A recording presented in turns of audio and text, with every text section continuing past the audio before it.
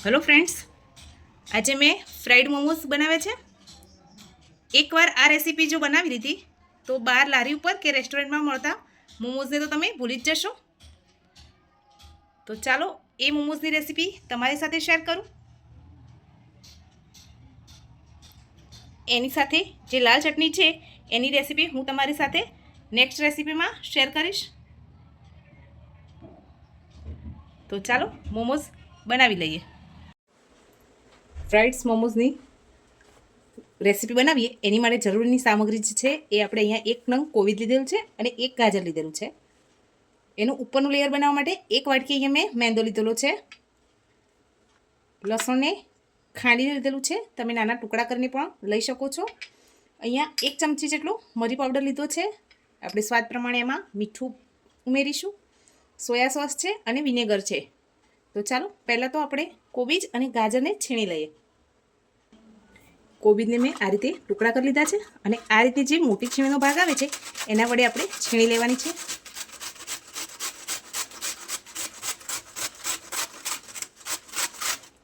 आ रीतनुं झीणुं झीणुं खमण सरस थई जशे। कोबीज आपणे छीणी लीधी छे। हवे आपणे गाजरने छीणी लेवानुं छे। एने पण आ रीते एकदम झीणुं झीणुं खमणी लेवानुं छे। બંનેને છીણી લીધા પછી હવે આપણે આને થોડી વાર માટે સાઈડ ઉપર રાખી દઈશું। ગેસ ઉપર કડાઈ રાખી દીધી છે। હવે આપણે એમાં તેલ ઉમેરીશું। તો 2 ચમચી જેટલું તેલ ઉમેરવાનું છે। તેલ બરોબર ગરમ થવા દઈએ। તેલ બરાબર ગરમ થઈ જાય એટલે 8 થી 10 કળી જે લસણની ખાંડીને રાખેલી છે એ આપણે તેલમાં ઉમેરી દઈશું। એક નાનો ટુકડો આદુનો છે એને પણ આ રીતે ઝીણી ખમણીથી ખમણી અને ઉમેરી દેવાનો છે।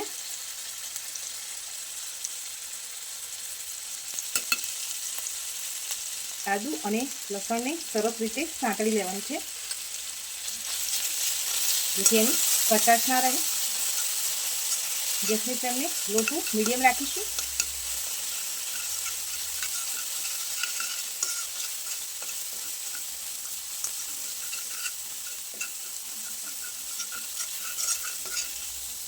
હવે આપણે છીણીને રાખેલું ગાજર અને કોબીજને ઉમેરી દેવાનું છે।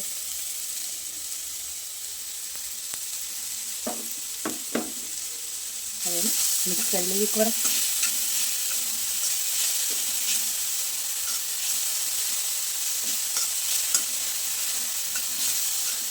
હવે આપણે એમાં 1 ચમચી જેટલો મરી પાવડર ઉમેરીશું।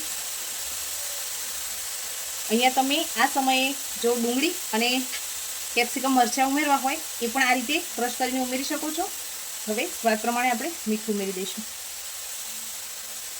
આપણે અહીંયા જે ફિલિંગ બનાવી છે અંદરનું એની પ્રમાણનું જ મીઠું ઉમેરવાનું છે। હવે એકવાર બધું સરસ મિક્સ કરી લઈએ।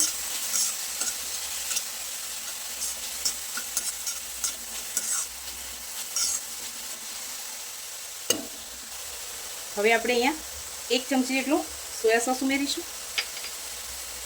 1 ચમચી જેટલું વિનેગર ઉમેરીશું। વિનેગરનું પ્રમાણ થોડું ઓછું રાખવાનું છે। હવે બધું સરસ મિક્સ કરી લઈશું।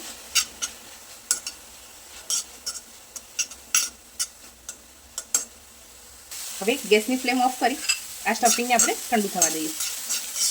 સ્ટફિંગ આપણું સરસ તૈયાર થઈ ગયું છે।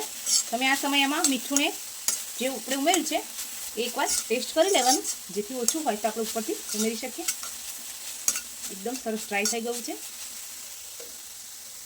એક બાઉલ લીધું છે, એમાં 1 વાટકી જેટલો મેંદો ઉમેરીશું। સ્વાદ પ્રમાણે મીઠું ઉમેરીશું।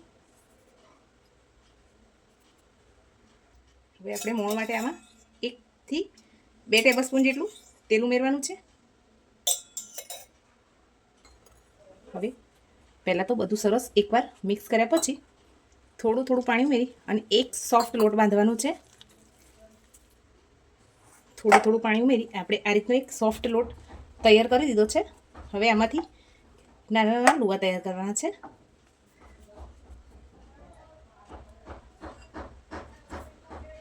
આપણે આ રીતે બધા લુવાને તૈયાર કરી લીધા છે। હવે એને સાઈડ પર રાખી દઈએ। હવે આપણે આ રીતે જે લુવા તૈયાર કરીને રાખેલા છે એ એક લઈ લેવાનો છે।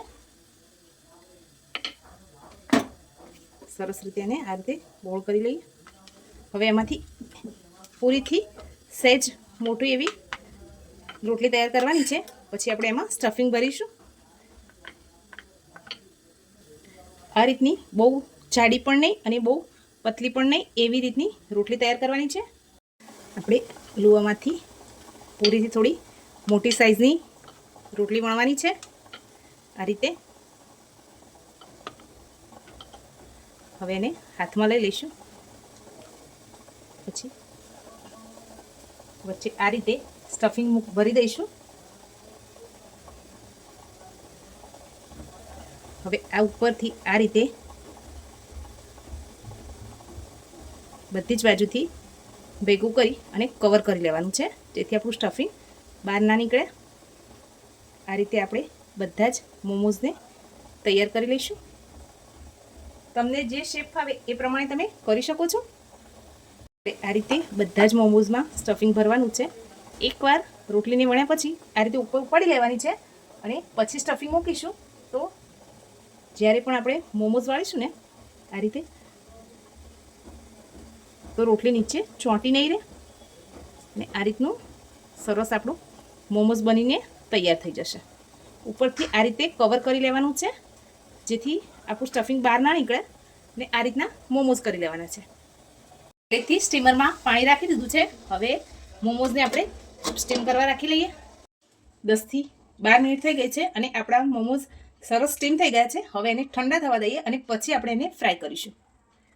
સરસ ગરમ થઈ ગયું છે. હવે આપણે એક એક કરીને જે મોમોઝને સ્ટીમ કરેલા એને ઉમેરી દઈએ. ગેસની ફ્લેમ લો કરી દઈશું, જેથી આપણા અંદરથી સરસ ફ્રાય થઈ જાય મોમોઝ.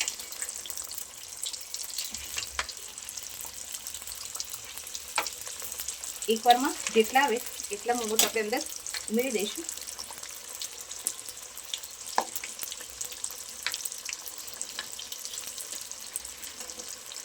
હવે એકવાર પલટાવી દઈએ. ગેસની ફ્લેમને એકદમ સ્લો કરી દઈશું, જેથી એકદમ ઉપરથીનું જે પડ છે એકદમ ક્રિસ્પી તૈયાર થાય.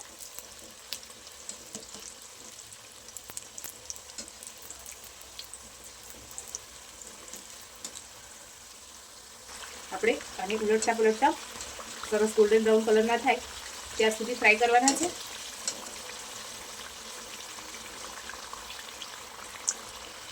જો એકવાર તમે આ રીતે ફ્રાઈડ મોમોઝ ઘરે બનાવી લીધા તો બહાર મળતા મોમોઝને જ ભૂલી જશો. એટલા સુપર ટેસ્ટી બનીને તૈયાર થશે. જો તમે આ રેસીપી ટ્રાય કરો તો મને કમેન્ટ કરીને જરૂરથી જણાવજો કે તમને મારી આ રેસીપી કેવી લાગી છે. મોમોઝ એકદમ સરસ ગોલ્ડન બ્રાઉન કલરના થઈ ગયા છે. ઉપરનું પડ સરસ ક્રિસ્પી થઈ ગયું છે. હવે એને સર્વિંગ પ્લેટમાં નીકાળી લઈએ. ગેસની ફ્લેમને ઓફ કરી દઈશું. આપણા મોમોઝ બનીને તૈયાર થઈ ગયા છે. તમને આ રેસીપી કેવી લાગી છે કમેન્ટ કરીને જરૂરથી જણાવજો. લાઈક કરજો, શેર કરજો અને સબસ્ક્રાઈબ કરવાનું તો ભૂલતા જ નહીં.